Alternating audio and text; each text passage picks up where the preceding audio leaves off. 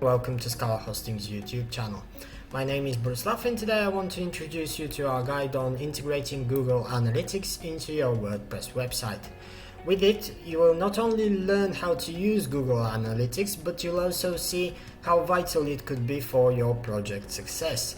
It starts off with a couple of sections on what Google Analytics is and why it's so important. Now, Google Analytics uses a tracking code embedded into your website to collect information and build a detailed demographic profile of the people who visit it.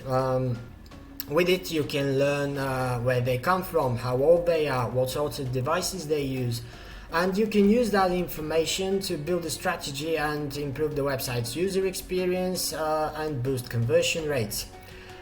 Further down in the next section, you will see how to sign up with Google Analytics. Now, Google Analytics is a free service that is a part of your Google account, but before you can use it, you need to activate it and add your website to it.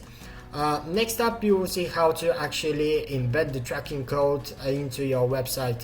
If you use WordPress, you have two options. You can either use a plugin like MonsterInsights or insert headers and footers, or you can embed the tracking code yourself. All the detailed information is available in the next three sections, and you finally have some information on how to make the most out of the Google Analytics reports and the information that the service provides.